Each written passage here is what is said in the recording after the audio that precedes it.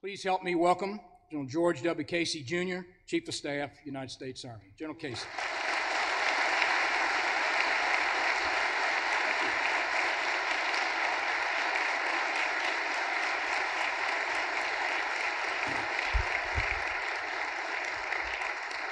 Thank you.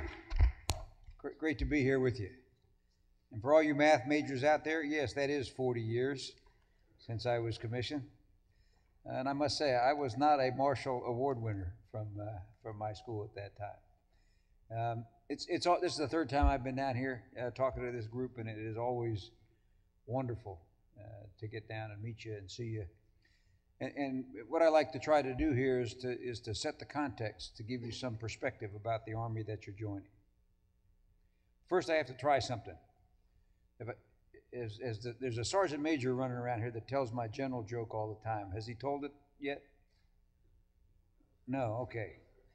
Okay, so there's a Apache pilot, a general, Army general, and a sergeant major. And they're all in a prisoner of war camp. And the commandant comes in one day and I says, hey, I have some bad news. Tomorrow at dawn, you're going to face the firing squad.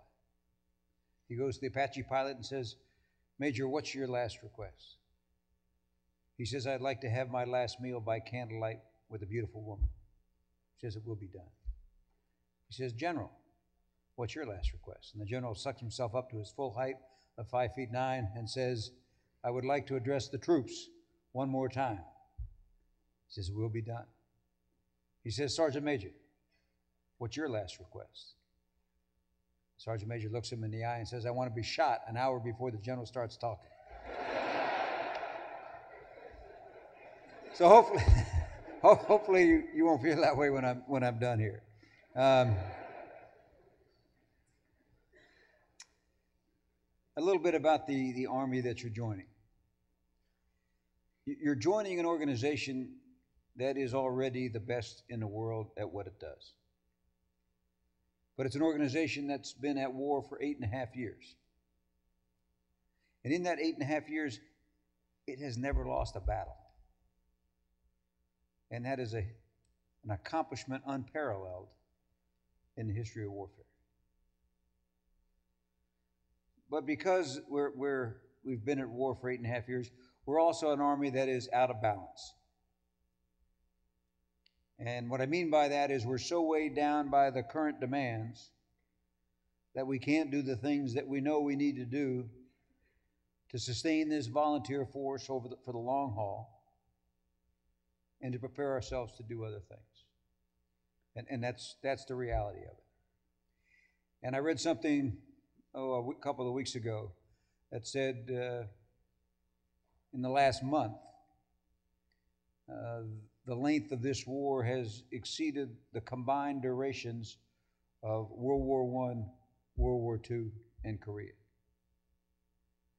And we've done that with a volunteer force. And this is the longest war we have ever fought with a volunteer force. And every one of you is going to raise your right hand in a month or so and be commissioned and welcomed into an army where you know that you will go to war. And it speaks volumes for your character and your commitment to this great country. About 2007, we put ourselves on a program to get ourselves back in balance. And we said it was going to take us the better part of 4 years to do that. And that was, so we're now in our fourth year of getting ourselves back in balance. We said we had to do 4 things over those 4 years. We had to sustain soldiers and families. Our soldiers and families are the heart and soul of this organization, and we will not succeed without the quality of men and women that we're attracting into the Army today. Second, we had to continue to prepare soldiers for success in the current conflict. We are rotating 150,000 or so soldiers, actually it's a little less than that now, over and back to Iraq and Afghanistan every year. And we've been at that level really for about 6 years already. And so we cannot flinch on making sure that the people we're sending in harm's way have the training, have the equipment, and the manning to succeed, and we're doing a pretty good job of that. Third, we had to reset them effectively when they come back.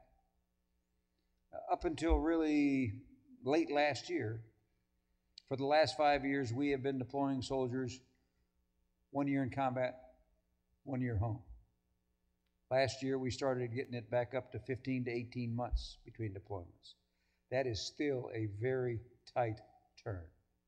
So we couldn't flinch on making sure that the equipment was replenished and fixed as quickly as we could.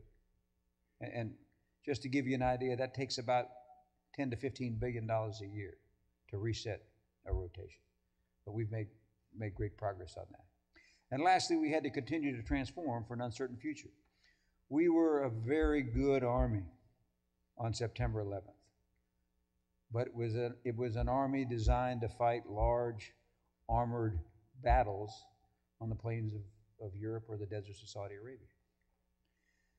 And we have significantly transformed ourselves over the last decade into an Army that's far more relevant to the challenges that we're facing today. And let me tell you, to be able to transform ourselves, I mean, we have converted every brigade in the Army, over 300 brigades, to new organizations that are much more tailorable for packaging to go into different situations. A huge accomplishment. We have rebalanced ourselves, about 160,000 soldiers moving from skills that were very necessary in the Cold War to skills more needed today. For example, in that time, we've stood down over 200 tank companies, artillery batteries, and air defense batteries, and we've stood up a corresponding number of civil affairs, psychological operations, special forces, military police. Now, everybody that thinks they're going armored, don't worry about it. We got plenty of battalions for you out there. But a huge transformation and conversion. The other thing that's happening is we are realigning our bases. And there's a law that the Congress passes probably every decade or so that causes us to rearrange ourselves, base realignment and closure, BRAC they call it. We're moving about 380,000 soldiers, civilians, and family members here over the next 2 or 3 years. It's a lot of turbulence, but the upside of that is the facilities on our installations are modern and new, and it's a great plus. So we have continued to make progress to putting ourselves back in balance, and with the plus up in Afghanistan and with the projected drawdown in Iraq, we have a clarity on our force requirements that we haven't had in 3 years. And so what we're able to do is to work ourselves into a position where by 2011, 70% of the active Army will be deploying at a 1 year out, 2 years back ratio. And 80% of the Guard and Reserve will be deploying at a 1 year out, 4 years back ratio. That's hugely important because we've just completed a survey, a scientific survey that has shown us what we intuitively knew, that it takes 2 to 3 years to fully recover from a 1 year combat deployment. That's the reality of it. And when you go for you're home for less time than that, the effects are just cumulative. So we have to slow that pace down, and we're making good progress to that. So bottom line, good progress. I actually can see some breathing space over the course of late this year and early next year. And I know I was talking to some of you at lunch. You're not going to miss the war. There's still going to be plenty left for you out there. We're probably going to have 10 or more brigades deployed in combat, plus all the associated supporting forces for another decade.